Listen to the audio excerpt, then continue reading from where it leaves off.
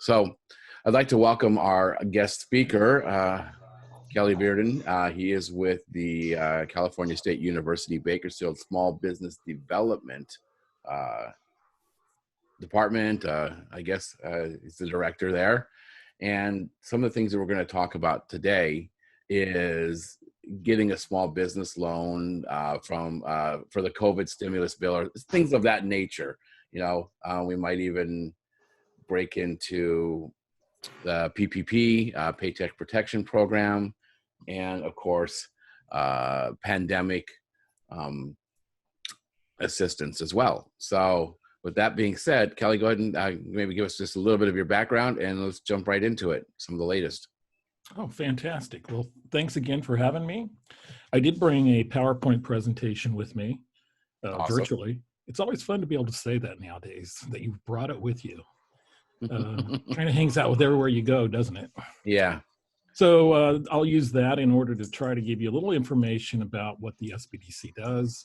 More information also about what the center can actually help businesses in Kern County, and then also a little bit about what our lives have been like lately with the emergency funding through the SBA, being both the Economic Injury Disaster Loan, the wonderful acronym that comes with it called EIDL, and then also the PPP, the Payroll Protection Program, of which I'm starting to hear from some of our consultants, of which we have 15 of them, some different acronyms for PPP, but we won't get into that today.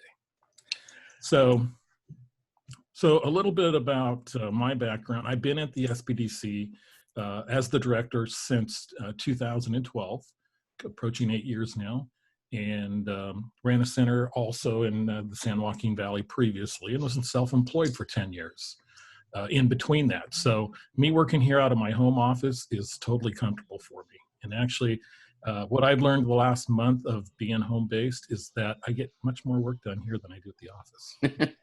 So I've almost equated my productivity of going up twice, given the interruptions that I don't have at home compared to what I did have in the office.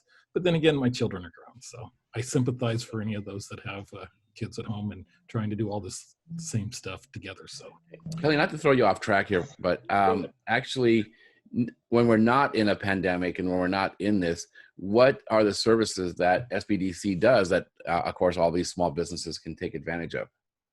And you know, that's exactly what I'm going to talk about, Kyle. Well, see, there you go. We led right into it. So I do have my screen that I can share with you and pull up this PowerPoint. Let me do that. See if I can. Sometimes my Zoom, even though we've used Zoom at the SBDC for, I don't know, 3.5 years, sometimes it's not cooperative in pulling up the screen that I want to pull up. It suggests others, but this time it looks like it's going to help. There you go. This time it's going to help us out. So, and I keep looking, I keep mentioning it everywhere I go, and I hope somebody will tell me how to fix that, because I haven't found the time to run and look for myself. So just a little bit about what the SBDC program does, and it's a program that's in all 50 states. It's been funded by Congress since the 1980s in order to assist small businesses. It's the #1 technical assistance provider in the country. Basically, it's paid for out of your tax dollars. So anything that's going on actually with your income tax situation, at least you're getting a little value here if you're utilizing our services.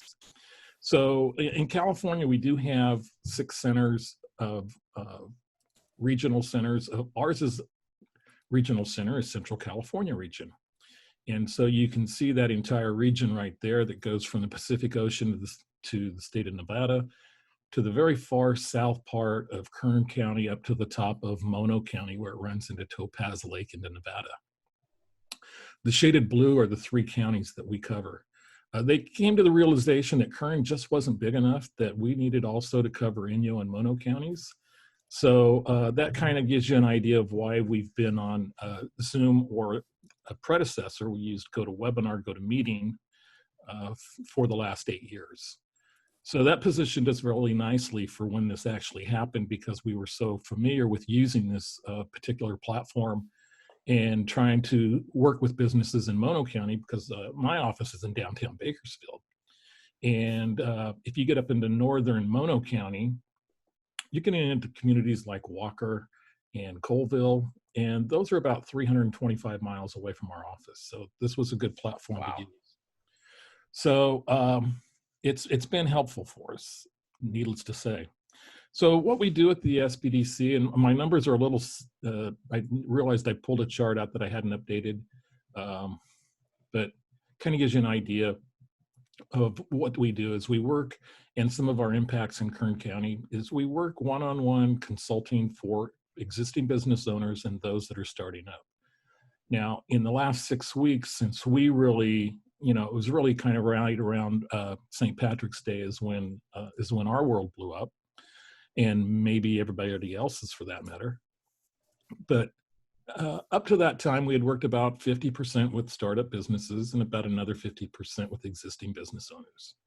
Since that point, it's been almost exclusively existing business owners, and most of them have been looking for the emergency funding through either the SBA or a bank, being EIDL as the wonderful acronym that we have for the disaster loan program, and I call it the 3P, which is the payroll protection program.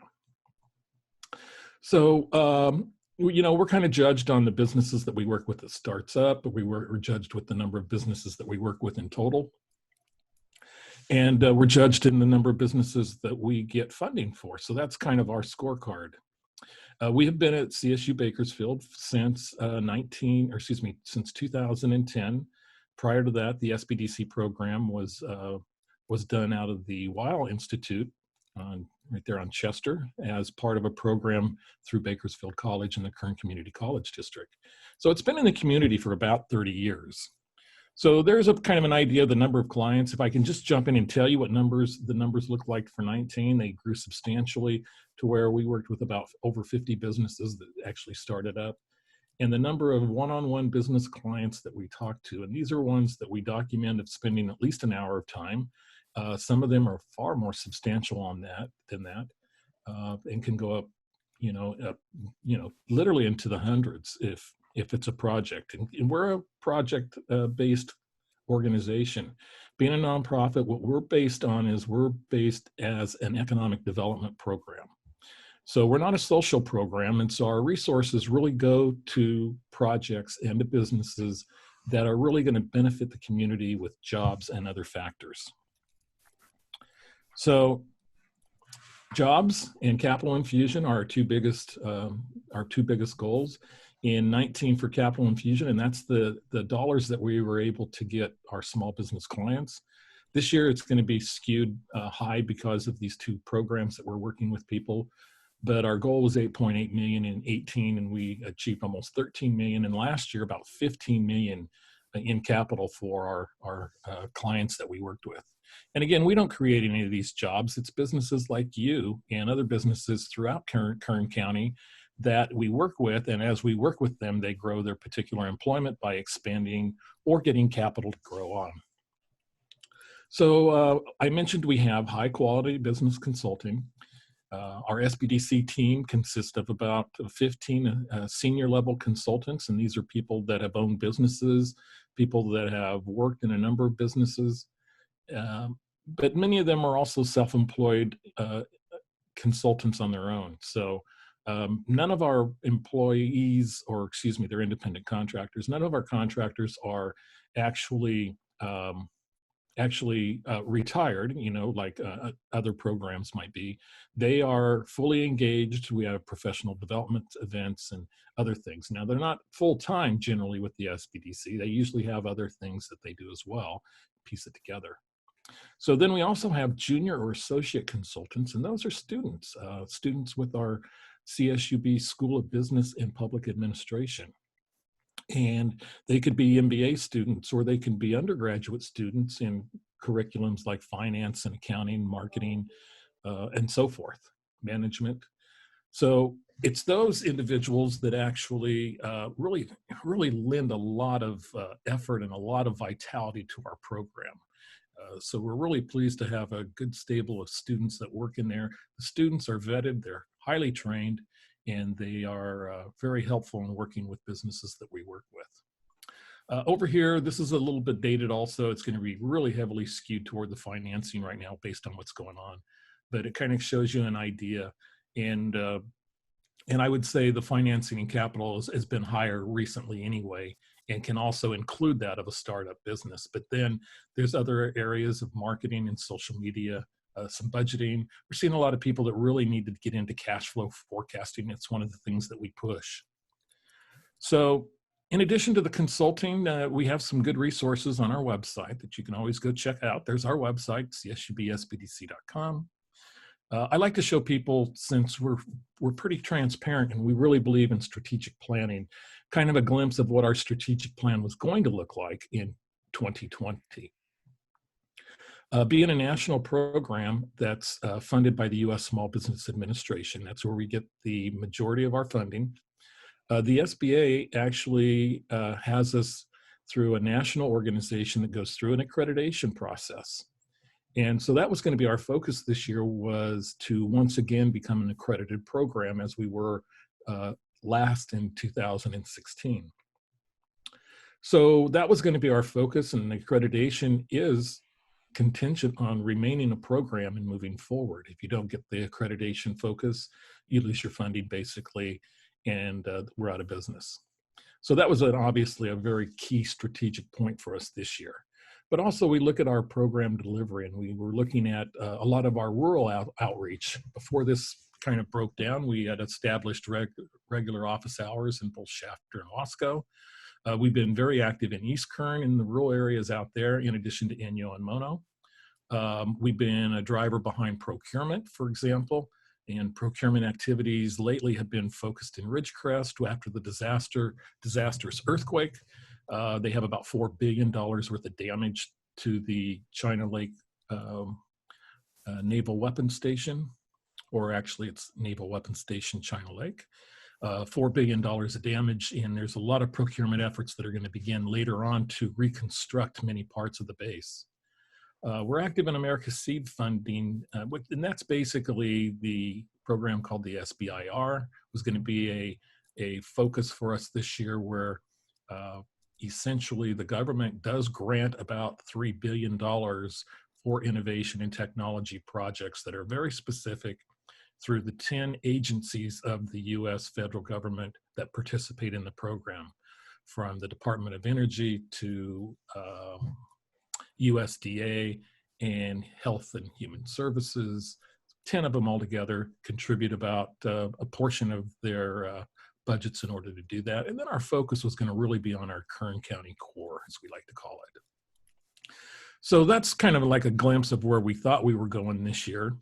It's kind of funny, last year, we had this slide that we were shown as late. Actually, we showed this slide, I think, as late as January of this year in a presentation.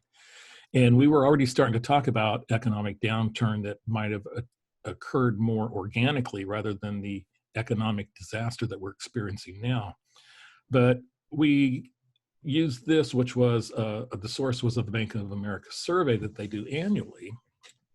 And it was quite telling, because it actually showed that in case of an economic downturn, I have taken steps to protect my business, of which 69% said yes, maybe not the extent that they thought they would have to, and 31% had not. And one of our reasons for doing this is we do programs throughout the year called Capital Summits, where we would get together and do a full or half-day conference, usually a half-day, and we'd bring in 12 or 14 different funding sources that are unique. And one of them was always on opening a line of credit. And as you see the next graph on the right, here's what the steps were taken to actually prepare for that downturn. And some people had an emergency fund that they're finding is really helpful right now. Others had created alternative business plan to reduce expenses, which I'm sure many of you have had to do and been forced to do with the revenues in the wedding sector pretty much being decimated as well. The line of credit, and then second job and stress testing the business. So, you know, this used to be the go-to slide when I did the presentation, but now I put it up farther toward the toward the beginning because, old school, and I'm old school. You give somebody bad service, they tell 5 friends. Now you give somebody bad service and they potentially tell thousands of people. So in addition to our actual consulting, we do a number of training. I alluded to the Capital Summits, which are an in-person half-day event. We did 3 of those last year in Bakersfield, Tehachapi. And since we cover Inyo and Mono, we were in Mammoth Lakes last year for it. So on this is our next one will be next Wednesday. These are usually from 12 to 1. They're very well attended. We've been doing webinars since 2013. So again, we were positioned when this thing struck to be able to roll with the punches pretty well on that. The previous 7 we have recorded, including yesterday's. And what we do is we just come in and give you the latest information. They've been really focused on the 3P loan and the EIDL loan. So they've been focused in those areas since those are the critical areas. We're looking to move away from that and start getting into business ideas and suggestions as far as restarting your business. And we're going to start looking into opening the business strategies of reopening businesses, hopefully moving forward as soon as May 6th. We do still have some HR issues to address with a reopening of our economies and our businesses, and we'll probably discuss that as well. So there's kind of a list of our sponsors who participates in the program and makes it really possible. If you were on our webinar yesterday, here's a few of the slides that I just thought I would go over quickly. And again, our webinar is focused on what happens that day. We generally do not promote the webinar until either Monday afternoon or we send out an e-blast on Tuesday morning, and the webinar is on Wednesday from noon. And generally we do that because we really don't know the direction of where we're going to be going about waiting through the weekend, because everything has changed so rapidly. It's changed, such a fluid situation. Change here, change there. So really we wait till probably as late as maybe Monday afternoon to begin even working on the webinar for Wednesday. And it is subject to change all the way up to about 10 o'clock on Wednesday morning. But this week it was more like, actually I wished it would have changed. I wished we could have got what we are mostly looking for, and that's bullet number 4, which are the final interim rules on the PPP, which we've started to see a lot of our clients and a lot of businesses in Kern County receiving PPP funding. But yet the final rules on the forgiveness portion of that, because recall that the majority of that can be forgiven. It is a loan, but it can be forgiven subject to how many employees you bring back. And the PPP is really employee based, even though self-employment and independent contractors could access it. But it's really employee based, and I think the intent was to drive people off unemployment and keep them employed in their positions. So when the economy opened up again and the orders were lifted, people were in place to actually start the economy faster. So that's the focus of what we've been doing. We gave updates on EIDL and PPP, and we're hopefully restarting soon. We can be welcoming our customers back. I'm scheduled to go to a wedding in Idaho the first week in August. I believe maybe August 8th, Saturday. With our webinars, we usually jump in and do some polls, and I don't do them on the fly, but you could do a poll on the fly right now, Kyle, if you wanted to. Okay. And so, when you get old like I am, you have to put a slide up just to remind yourself to go to the polls. So this was the slide for that. And also, one thing that we had, the reason you see the Kern Economic Development Foundation, they came in and sponsored after attending some of our webinars, and they're the nonprofit section of the Kern Economic Development. And they came in and saw value and had been working with Chevron locally. And Chevron wanted to make available a lot of gift cards for gas for first responders and others that were really doing remarkable work to keep what economy we had left open and providing the safety and the security that we need as citizens in Kern County. And so they presented them with some gas cards, of which they also realized the impact that it was having on small business. And they were able to, long story short, we give away $1,000 worth of Chevron gift cards the last 2 webinars, and there's a rumor that it's going to continue for a few more. Wow. So we give those $100 each, 10 of them during the webinar at one time. Sometimes we use the poll, sometimes we don't. So we talked a little bit about what was going on with these particular programs, and I won't get into the weeds in this stuff. You can go back and find this recording, or you can email me if you really want to see it, and or get a link to next week's webinar. But So, generally, with the disaster loan, we had only $9 billion in the last. $9 billion doesn't go as far as it used to. We found out. So $60 billion more was added, and that's all in process. And it very well could be already all spent. We don't know. We're looking for the portal to see if it opens. You see that web address up there in gold? yes. Maybe it should be in a different color other than gold. That is not open at this time. Early in the week, SBA said that they were going to reopen it, probably by the late part of the week. Yesterday, they said it could open by the late part of the week if it's going to open, which is speak for me of it could be already all spent. So that's what's going on there. We've encouraged people that if you have filed for EIDL and you haven't heard anything and your application number begins with a 2, you need to refile once the portal opens, if it opens. And then also you'll see the application, if it begins with a 3, what you need to do is you need to sit tight and wait, because there's a good chance your risk is going to be funded. Kelly, so Yeah. when you say when that opens, what do you mean? Because I just pulled it up real quick because I was going to share the link, so it's in our show notes. But it says apply for assistance on here. Pull it up right now and we'll go through it. Okay, I got it open, so let me share my screen real quick. Let's see here. There. I stopped your share for a second. And share. There we go. Where to go? Okay. Let me pull this over here. So, and okay, where did there it is. Okay. Are you seeing it or not yet? Not yet. Okay, let me stop the share real quick and then share again. So is Zoom doing to you what they usually do to me, whereas oftentimes they won't give you the link that you want to share? Yeah, I don't know why. Normally I'm able to share my screen, so it's never really been an issue. Yeah. But it is today because you had to mention something, It's technology. There we go. I got it now. Okay. There we go.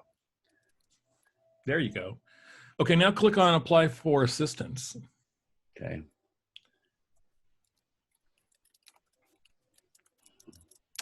And that's what you see. Notice in lapse of inappropriations. So it won't let you, normally there would be a portal that pops up, or when it was open, there was a portal. And there's been so many iterations of this disaster loan through the process. It actually, to start it out, what happened was it commonly used in the past disaster loans. And that is typically more focused on, an earthquake, a tornado, or some property damage. So the physical damage is by far the most damage of that particular disaster. Okay. In this one, it was all economic injury. And so the application process really didn't fit. And SBA scrambled to get up a new portal, which they did. I believe you could go back in Kern County, you can go back as far as, I believe, to about the 10th or the 12th of March. And Kern was really one of the first disaster regions in the country that were designated a region. There was like 8 or 10 counties in California. And soon, about 3 days later, it went nationwide. But wow. Initially, it started, and I don't know the origin of that, of why it happened here so much quicker. But so Colleen from Fairy Godmother has a question. I'm going to bring her in so she can go ahead and ask you. Hi, Kelly. Hello, Colleen. How you doing today? Good. How are you? Does Maureen work for you? Fantastic. Who? Maureen? Oh, yeah. Maureen's fantastic. She's my coach. Well, you are in good hands. I really like her. She's tough and professional. And she's going to be very, very, very busy in the month of May. Yeah, Because once we start restarting, it's going to be marketing and social media marketing. And yeah, Maureen's great. Yeah, she's been really instrumental in a lot of things that I've done. She's a good coach, but I like her because she's also, has certain expectations of you. So she gives me a lot of homework. I like hearing that. My question is, we are a new corporation this year, and we just started adding the team on for payroll. We just put the first 2 people on last month. So in looking over all of the SBA funding programs and things, I'm not really clear what we qualify for because we are so new, and I don't really have a good history of employee payroll. So I don't feel like I can apply for the PP programs. I don't really know which one we should even try for. Well, one thing we're finding is that they don't fit everybody. And really one of the issues that we've ran into that makes it a little bit more difficult for the disaster loan are entities that changed from a sole proprietor to an LLC or corporation. Because we believe, and all we can do is believe, is during that process that you're having a new employer ID number. You might have used a Social Security in the past, and that's not in their system. And we're thinking that people that go through the disaster loan process are getting kicked out because they really don't have any history with that EIN. And so when they put it in, and let's face it, there's people out there putting fraudulent companies in there trying to pull some money and run. Maybe even some foreign governments, we don't know. So that's been a process that has been a problem. So there have been a number of people that it really doesn't fit in. And if you're self-employed, though, one of the main aspects of the PPP, and it even works with a different entity, it doesn't work evenly. So what you can do is you can actually apply based on your 2019 net earnings on a Schedule C. Now, our problem with that so far has been, first of all, the process for opening up on the PPP for these individuals was the 10th of April. And that's a full week after all the businesses got to start applying for that had 10, 20 or more employees. So what we found is that the banks and the other lenders were so swamped with other deals, and plus they didn't frankly understand how it worked. If you had a net profit in 2019, even if you haven't filed your taxes, if you complete your taxes and show a net profit, or if you have them done, then you could essentially take that as your income and use the same formula that what we've used. And the formula has been basically you take your net income, you multiply it by 1/6, and then you multiply it by 2.25. That's the short version of the calculation on how to figure out what you can apply for. Because the PPP, you can apply for a specific grant or specific loan amount that can be granted to you. Whereas the disaster loan, you just provide some information and SBA makes the determination based on your need. So let's just use an assumption. Let's say you made $40,000 of net income last year. And I don't have the calculations in front of me, but it would be basically multiplying that times 0.1667 and then times 2.5. So if anybody wants to help me out, I'm going to just go with a number. Let's say $10,000. And let's say $10,000 then is the amount that you can actually apply for. It's probably a little less than that. It's probably $6,000 or $8,000. But if you can apply for, say, let's go with $8,000, then what you can do with that then is pay your salary basically over that 60-day period. Now, again, if you were to want to get in, because it's just right now is ultra crush period. If you haven't applied, if I would recommend doing it by today. And if you haven't completed your taxes, but you have a profit and loss statement that you know is going to be on your taxes, that's fine. So the key is being able to show the SBA that you had a profit, which basically you paid yourself, and you can replace probably 60 days of those earnings during that next 2-month period. And if you were to apply, my recommendation right now would be to one of the fintech online lenders, just because I know a couple of them just opened up. One of them is called the Opportunity Fund, and we've worked with them. We've worked with their representatives out of San Jose, but they were real instrumental in doing kind of smaller size deals for us, and a lot of small, $30,000 food type ventures. That was kind of their niche.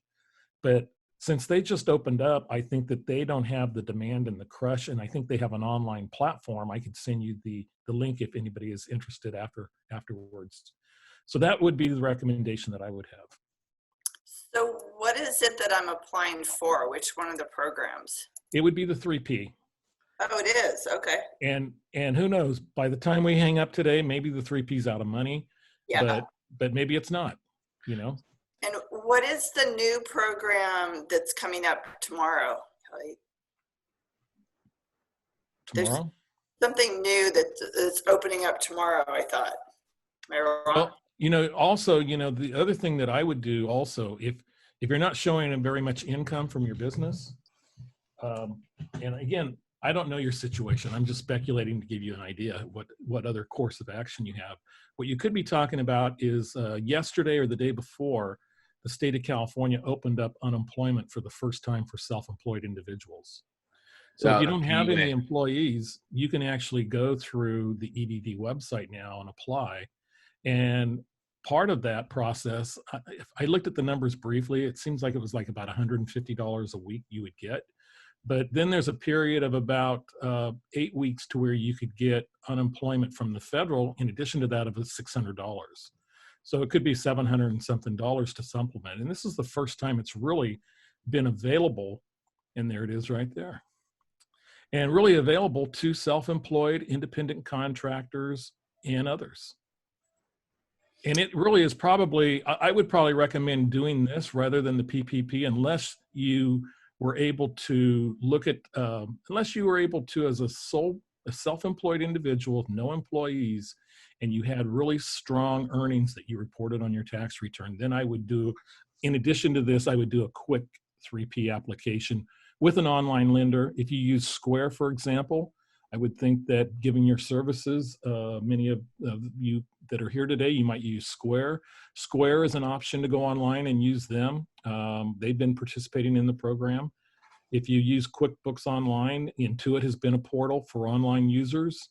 But I just think you need somebody in FinTech who can really get it up and going very quickly at this point, because I really think time is of the essence. Maybe it's beyond time of the essence, but that's how crucial the timing is. I will share that link in the chat room right now to everybody. Angela from Enchanted Bridal has a question for you, Kelly. Angela, you're live. Hi, Kelly. How are you? Fantastic. Doing great. Good. I have been speaking with Jay Thompson, and he's actually been assisting us off and on for the 6 years that we've been open, more so in the last 30 days, rather. But my question is, does your office have anybody to help with filing taxes?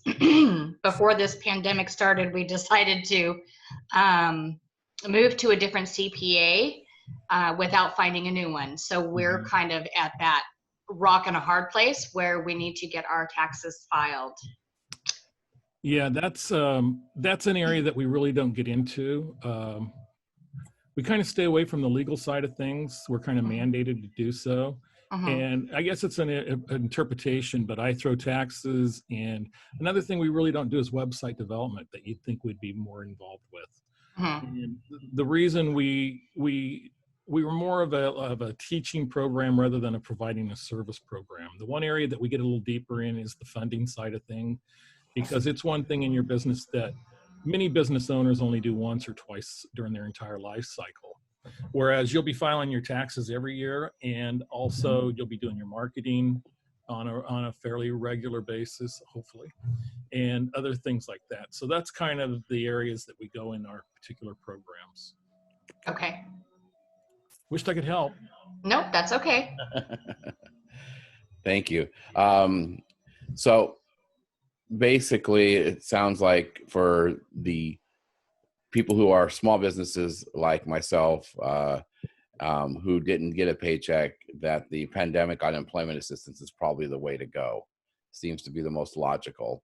At this stage of the game, I think so. Right. And then as far as people who are incorporated who were taking a paycheck, they're more towards the PPP, Paycheck Protection Program.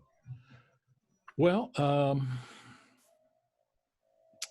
you know, I'm not real positive on the unemployment, but I believe that you could be self-employed and be different than just a Schedule C filer. So just be a sole prop. I'm not positive on that, but I believe that there could be, because I haven't really got into it deeply, but I think that there could be provisions for like single member LLCs. Gotcha. Or even other LLCs. It seemed to me like on the PPP, the difference was mandated on how it actually flowed through to your taxes. So Okay. if it flowed through on a Schedule K1, which is a way to distribute funds from an LLC or a Schedule C, or excuse me, an S corporation. So if it flowed down on a K1, it was more difficult or it wasn't allowed. But if it flowed to a Schedule C, if it flowed to a 1099 and others that it seemed to be, it's really inconsistent. It's really those final rules that make everything like that so valuable. And so we have a tendency to speculate more than we really want to. Awesome. So now, should we basically, obviously things are changing, I'd say on a daily basis, but sometimes on an hourly basis, should we kind of keep an eye on President Trump and his comments on small business support amid the coronavirus, or even sometimes taking our lead from either Gavin Newsom or Andrew Cuomo, just kind of getting a feel for where things are going, when it comes to the impact of COVID-19 or coronavirus on small business? I think that the states have really been given the lead on when they open up their individual states. And in talking with the county a little bit last week, they seem to think that they couldn't do anything until the governor actually opened up California. Okay. So, and there's no date that's been mentioned. The date that's speculated has been if everything continues to proceed in a more favorable fashion than it has, would be perhaps May 18th.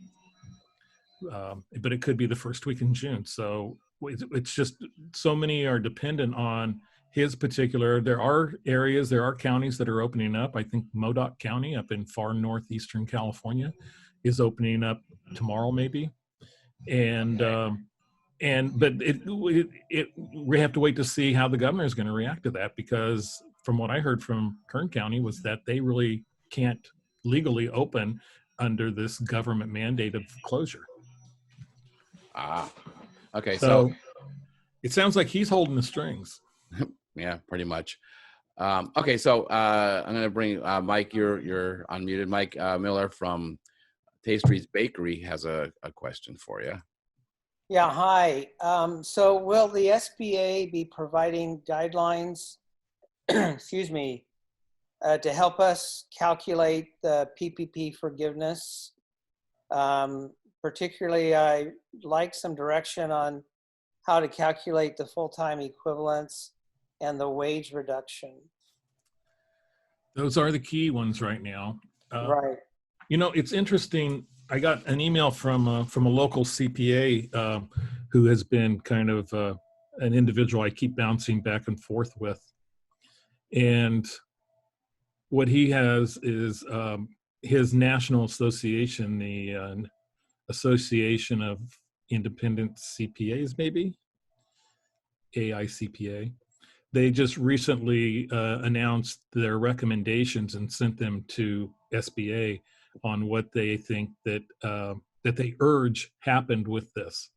Now, recall, we all thought, or many of us thought, I thought anyway, that they were coming out because in the legislation of the CARES Act, it said forgiveness had to come out within 30 days of the legislation, which was last Sunday, the 26th, and they didn't come out. And I understand it's a very complicated question and issue when you start getting into so many variables. I know how complicated it is because of the number of questions I've got on the topic. And they're good, very good questions too, I might add. And so just briefly, what we have so far is we have an 8-week period, 75%, which includes payroll. It includes state taxes, so state of California taxes only, like state disability insurance and state unemployment insurance, and also health insurance premiums. And that needs to be 75%. There's nothing written about what happens if you come in at 74.5%. So there's that aspect of it. But then there's also the full-time equivalence, which is another huge issue. And it can be interpreted so many different ways based on the rules and regulations we have now. So here's what the CPA Association urged, and this is really fresh. This is as of, I think, last night. So they think that the 8-week covered period should align with the beginning of a pay period, not the date the loan proceeds are received. So right now, it's when the date the loan is received by the individuals when your 8-week window starts. They think it should align with the beginning of a pay period to make it easier, and you don't have to go in and allocate, particularly with larger employers. That would be very difficult if you had a lot of different employees. They also think, and this is one, and I tend to agree with that one. I tend to agree with this next one too. The 8-week period should commence once stay-at-home restrictions are lifted in restricted states, not when the loan proceeds are received. Obviously, that makes a whole ton of sense, given the fact that on our webinar series, we keep having a segment called What to Do with Too Many Employees, because there are employers that we're talking to that want to actually employ people to sit around to meet that 75% threshold in order to then have the other remaining 25% that they could use for rent and utilities and be forgiven. And it's crazy. So it's an individual calculation, but many of them are doing that. The third of their 4 recommendations does deal with FTEs or full-time equivalents, and they should be calculated using a simple wage-based proxy when hours worked are not tracked by the employer. And the example that they give for salary workers or those paid by piecemeal. So that one's a little more confusing. It should be calculated using a simple based proxy when hours are worked. And then the last one that they recommend is that payroll reduction calculation should be based on the employee's average payroll per week during the 8-week period, and then compare to the prior quarter, rather than comparing a total compensation in the period. So the loan forgiveness in that case would work to reduce employee compensation and so forth. You know, you have other issues too. You have the fact that you're not going to have as many full-time equivalents because the minimum wage went up. And if you paid minimum wage to employees, all of a sudden your payroll is going to be higher, and you're not going to have the same amount of money to actually use in that fashion. Well, that last one is the most confusing. Okay, go ahead. Yeah, the last one is the most confusing with the wage reduction, because it's comparing an 8-week period average wages to a quarter period average wages. Mm-hmm. So I don't know if it's the average wage of the week, or you just take the entire quarter and compare that to the way it's written. You take the total of the wages in the 8 weeks with the total of the wages in the quarter. And that doesn't make sense that you compare a quarter with a 8-week period. Yeah, and those are just their recommendations. So hopefully the first 2 that I really agree with the 8-week period, if we got those, and then we got at least definitions to where we could turn this into a black and white conversation instead of a totally gray conversation, it'd be really beneficial. Right. Okay. So no new guidance yet, bottom line. So, Kelly, where would we find that link for your Wednesday webinars? I think I found it actually in my email, but is it the same link or is it where they register each week? The link changes every week. So what I will do is, oh, doggone Gardner. I had to open my window because it was getting stuff in here. I didn't realize I had so many neighbors that had gardeners. Yeah. You know? I guess that's what I've learned during this month. But anyway, what I will do is I'll send you a link and you can share it, and I'll get that out to you later today. Okay, that'll work. Because yeah, I have a feeling a few people would like to attend that. On average, how many people do you get at one of these? Just curious. Well, if you go over, let's see, we've done 7 of them.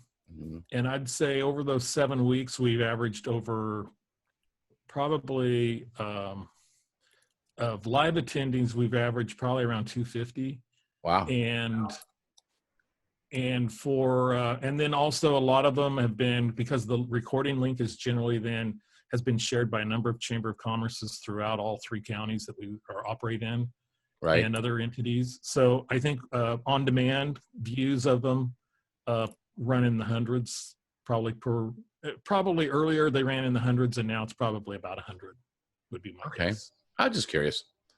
They've been really popular. So and for me, it's like 7 weeks. I think of talking about the same thing, and I get done with it, and I'm just going, oh gosh, this is so stale.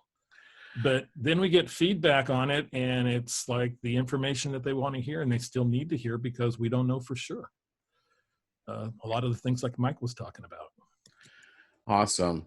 Does anybody else have any other questions for Kelly?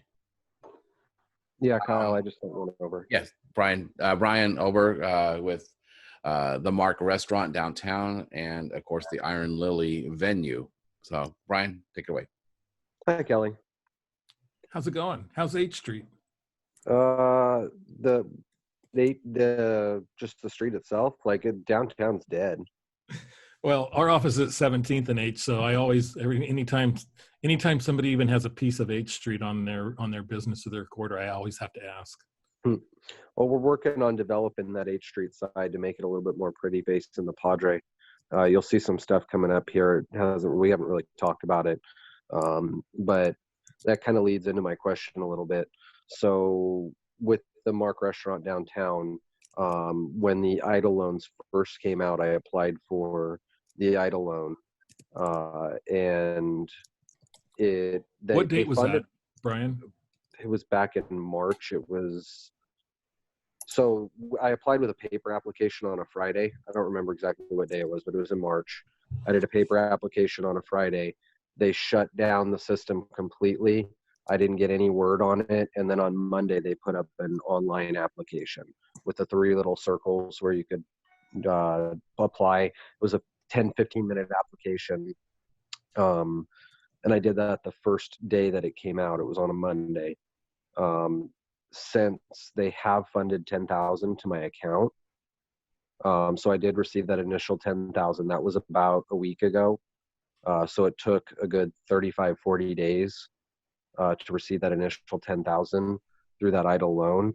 But I haven't heard any correspondence or word about how much I could potentially be getting. I know that it's at least somewhere around like a 3.75% interest rate. So I have that loan that was applied for, and that's where that process is. I applied with B of A for the PPP the first day it came out, and that because of all the preferential lending that all the banks did, we ended up not receiving funding in the first round. But the day before the refunding opened back up, I got an email from them saying everything was all set. And as soon as the SBA refunded, we would be submitting our application from B of A to the SBA. And they did submit that application last, I believe it was on Tuesday. I got an email that said that went through to the SBA. Great. Um, How big was so your my- PPP loan? 134,000. Okay. The real, well, let me let you let me let you ask your question first. So the main question that I have is, given that I'm in process on both loans and I don't have word whether either one will go through, I've heard from people that you are allowed to apply for both. And then I've also heard that you are not allowed to apply for both. So I'm kind of at a loss there. I don't know which one to, rely on, whether I can have both. If I can, obviously I will go for both, because we're wanting to work on the building that the mark is, and we're in process. We have our permits and we're going to expand the building. But $300,000 would go a long way towards doing the improvements inside of the building and fixing all that. However, with PPP and the mark, it's at a point now where as soon as we have to turn on the air conditioners for the summer, we're done. We won't make it. There's not enough of a margin. Our PG&E bill's $8,000 a month. And right now we're bringing in anywhere between $100 and $500 a day in sales. So it's just not economically feasible. And if PPP comes in another week or two, we're done. There's no way we're going to make it. Well, let me start by saying I will end the controversy on if you can have both. And and I think by both you meant the EIDL loan and the PPP loan. And the answer is yes, you can. Okay. Now, there's a lot of confusion still going on with EIDL on what is being funded as far as the longer-term disaster loan program, which I believe is the one I think you're hoping to get $300,000 for. Yeah, it was like 375 up to 375. It was the biggest ones we're seeing are about 500,000. So, and that's based on a determination on what your working capital needs are according to SBA, and it's a calculation from your cost of goods sold and your sales. They don't tell us the exact algorithm that they're using, but it's based in that area. And so a couple things I want to focus on is, number one, you can get the PPP, and you can get, and congratulations for getting through with that 134. And I actually, even though I'm sure you had many sleepless nights over that PPP, it's actually going to be a bonus if they don't change the 60-day requirement on that, because it puts you out farther toward when you're going to be opening up and going to be able to use your employees better. So I have actually clients that have had the PPP for 2.5 weeks now, and they're just saying, we're shut down, and it's an out-of-county brewery, and they're shut down, and they say there's no way we're going to be up and going again for at least another 3 weeks, and we really can't really utilize the employees. And so they're in a rock and a hard spot, unless, of course, they change these rules that the CPAs suggested as far as ending when the stay-at-home order, and we don't know if that's going to happen. But you're going to be better positioned with your PPP, and it's based on when you actually receive those funds. And a number of our clients are requesting it, because we did go over the PPP note yesterday in our webinar, and I do have copies of both the notes of some of our clients for each loan. There is not a note for the advance, just the long-term EIDL loan and the PPP. But a couple more points for you to consider, and we'll get to the EIDL loan, right? We'll get to it last. But your EIDL advance, $10,000. It's our interpretation, and again, you're getting one man's interpretation who's heard way too much stuff on all this subject. Mm-hmm. But in reading the PPP grant, it used to say, the note is, and SBA used to call it a grant at first, and then they called it an advance. And for those reasons, it's my interpretation after reading the PPP note that you will sign, a 4-page note that comes to you if it is the standard. Did you go through B of A or did you go through a different lender? The PPP was done through the SBA website. Or I'm sorry, no, that was the idle loan. I went through B of A for the PPP. Okay. I haven't seen a note because they can actually use a different note than the standard PPP, which most lenders are using. And so of your 134,000 PPP, many are given the option rather to have it put into their account directly or receiving a cashier's check. Many of the clients I've talked to after we've discussed this have decided to go with the cashier's check because if nothing else, based on how the regulations are written now, it buys them about 2 or 3 extra days. So that's one thing to consider when you get, Okay. because your note will be coming. I'm sorry? It's done through direct deposit. They asked for the account information and everything. Okay, so they're not giving you a choice.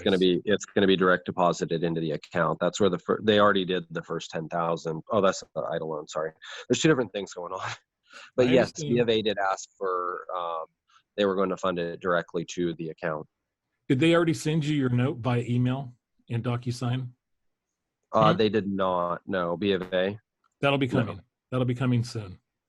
And then I did get an email I think I got an email that said there was an additional information, but I think it was an information document.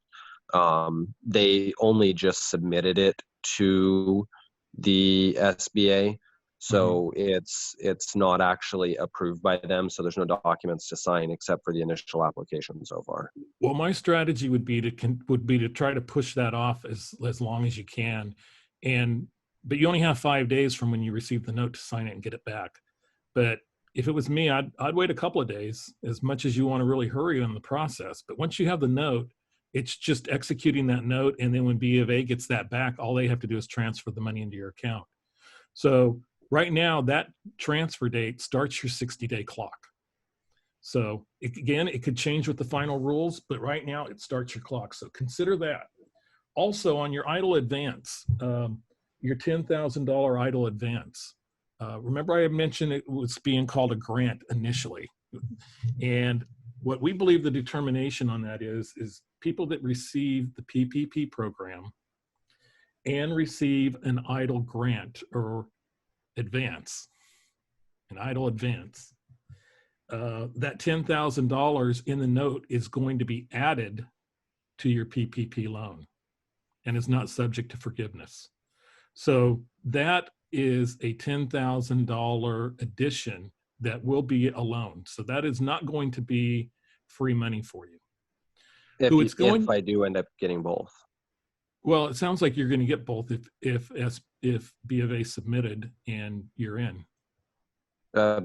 And you've already got the advance. Hypothetically, yes, but my guess with all the preferential lending that was going on is they had 2,000 applications sitting there on their desks that were already done and completed, and they hit go on 2,000 applications times 50, 100, 1,000 financial institutions. My guess is that money's gone in days, not weeks like last time. You're probably correct, and but it's Thursday and they haven't said it's gone yet. But I'm confident if they're corresponding with you like the way they have, that they probably are very confident that your loan is through. Okay. So let's make the assumption. Let's make the assumption now that it's through. And I know that that's an edge of the seat assumption for you, but let's assume the 134 is coming in. Then what you have to do is to get most of that forgiven is 75% of that. So then figure out your payroll and work your payroll for them. But if you get the PPP, consider the 10,000 advance to be a loan. Okay. Okay. I've heard that 2 different ways. I've heard that it's when I did the application, the $10,000 was forgivable 100% whether I was approved or not on my SBA loan. Essentially, for filling out the application, I was going to receive up to $10,000 forgivable whether I was approved or not. That's what my understanding from the verbiage was. And that's the way it might end up, but based on what we are hearing, and it's not final, obviously, but what we're hearing is that those who receive a PPP, your idle advance will be added to the loan. Okay. The other way that I heard that was it was going to be a reduction off of. So if I was eligible for 134, that if I received the 10,000 from PPP or from the idle loan, I mean, that the 3P would go down by 10,000. So I would be at 124 for my loan. That was the other way that I've heard somebody's interpretation. I will argue with that person. Okay. I don't remember who it was. It was about a week ago. Get them on the phone. I'll argue with them right now. Awesome. Now, if you get really bad news that somehow your PPP did not go through, the $10,000 is your consolation prize. You wouldn't have to pay it back. Yeah. But, you know, who wants second place, huh? Right. I also know that I'm not going to be able to run at 75% for my staffing cost, because I'm literally would have people just standing around doing nothing. Mm-hmm. There's nothing to do. I mean, I can have them clean the place from top to bottom, but beyond that, if I don't have customers coming in, I don't have work for them. So essentially, I'm just paying them to be there. And I know you're dying in establishments like yourself, and we have other clients like you. You're the ones being hit the hardest. I think I ordered a pizza sometime in the last week or so, and it was like, it's going to take us an hour and a half to get here. And it's like, why are we ordering pizza? They're doing fine. Yeah. We need to find somebody who's delivering.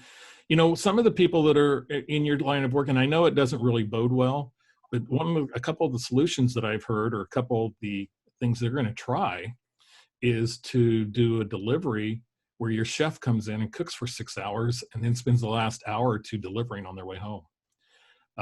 Again, there's HR considerations and things like that, but those are some of the creative ways we're trying to figure out how to utilize people. Because again, for you, and I don't know what your situation is on rent and I don't need to know it, but I think that what you see is that so many people are trying to get to that 75% forgiveness level. So the rent that you pay out of this, the utilities that you pay, or the mortgage interest is also forgiven. And that's really the problem with the program right now without the final rules is that so many people are having people come in to sit around so they could use that other 25%.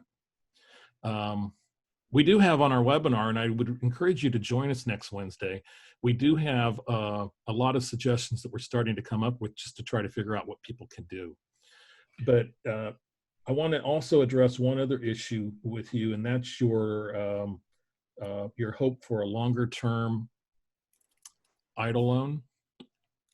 And again, we don't really know what's going on. We are seeing those people. What we're seeing is people who were in on the initial wave are the ones right now that are getting the idle program money. Now, again, my slide earlier showed that there was only $9 billion. In this round of funding, there's $60 billion. So there's 6 times more money, almost 6.5 times more money. And so there's going to be a lot more that's done. And it's the early people that we're seeing on the long-term notes. And here's a note right here. There's nothing confidential on there, but there's an idle note right there. A long-term disaster loan, 30-year note. Collateral on it is only a UCC filing. There's no real estate like on a typical SBA loan. There is, let's see what else is in there. There's a UCC1 filing on your fixtures and your other inventory and other assets, which really is no security at all from the government's position. And they're going out 30 years on these at 3.75. They are the lifeline. They are the real jewel of these efforts. A lot of people are really fixed on the PPP, but we firmly believe that these long-term idles are a lifeline for any business that gets one. Oh yeah, if I was able to get one for my venue, I'd go in and do even more renovations. I already spent hold that thought, Brian. Hold that thought, because in here it tells you exactly how and what you could use the money for, and it also tells you the consequences if you don't use it in that fashion. And yeah. I have had a number of people that were going to buy out a partner and others, and it's not for that use. And when you get into the note, you realize that, and you realize the uses that you can have. Now, you can potentially by using this. But what you would want to do is if you got, let's say, a $300,000 idle long-term loan, you would want to pay all of your non-payroll expenses not covered by PPP. And to do that over a period of time to where you need to document and actually build a file on receipts, canceled checks, and everything to add up to that 300,000. Now, the thing about that is by using the money in that fashion is that, oh, I was supposed to be somewhere 6 minutes ago. Oh, well, they'll understand. Is by using it in that fashion, you have that money that you weren't spending on those expenditures that you could siphon off and use for other purposes. But what you need to do is you need to really document what you're doing is using this money, because by signing both of these notes, you're number one saying that you are going to use it for the purposes described in that note. And SBA loans, SBA disaster loans, are those that have been impacted by COVID-19, which you clearly have. And they're also a limited use of funds that you can use that for. So I caution you on that. Okay. I very much have to, you got to read these notes very carefully. Even though it's very basic, the PPP is a 4-page note. And I'll cover up the confidential information. There's a PPP note, of which there's no security or collateral. The one thing that the long-term idle does have is a personal guarantee. Okay. Yeah. Awesome. And Well, if Brian, if you offline, if you want to talk to me about this in further detail, or after you find out more about your situation, shoot me an email. Kyle has my email. Yep. Okay. Thank you. That being said, and you being late for another meeting, they're back to back, I'm sure. Publicly speaking, this is information for people watching the video later on down the road. Tell us how we get a hold of you or the SBDC, and go from there. Well, we shared our website with you earlier, and that's CSUB SBDC. So that's California State Bakersfield Small Business Development Center. 2 acronyms that run together beautifully, CSUB SBDC.com. And also our phone number locally, of which we are open. Our consultants are meeting with clients, and they're extraordinarily busy, like all of us are. Our local number is 661-654-2856. Those are the best way. And to work with one of our consultants, they can gear you toward our website and to sign up for services, which are free of charge.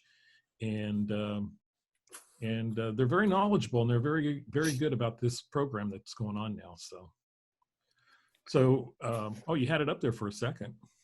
Yeah, I was sharing audio too from the system, so I didn't know if that cut you off or not, but there you go. Oops. Did it stop? Okay. Let's see here. So there's a box up in the right corner that says get started. It takes 5 minutes to sign up. And right there, get started, and away you go. So that's the best way, because then electronically your application comes to the SBDC, and based on a little of the information you put in there, they put the best source. Brian, if you go in and sign up, since we've had a long discussion on this already, and I know your situation and I can help you better than others, just say that you've talked to me, and then they'll assign you to me.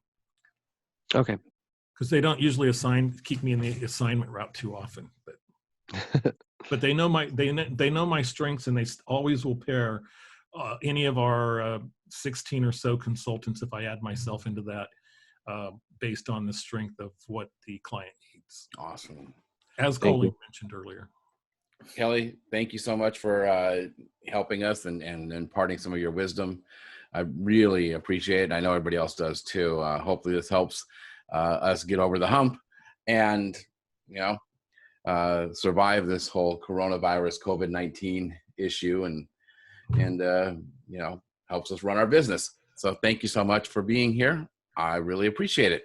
Well, it was a pleasure to be here, and good luck to all of you. And you're in a tough industry, and it's been so impacted by this. The good thing is it's going to bounce back. People are still going to get married. So awesome. Well, thank you. So Thanks, take Kelly. care all. Yep. Thank Thank you. you. And, And good luck with your business.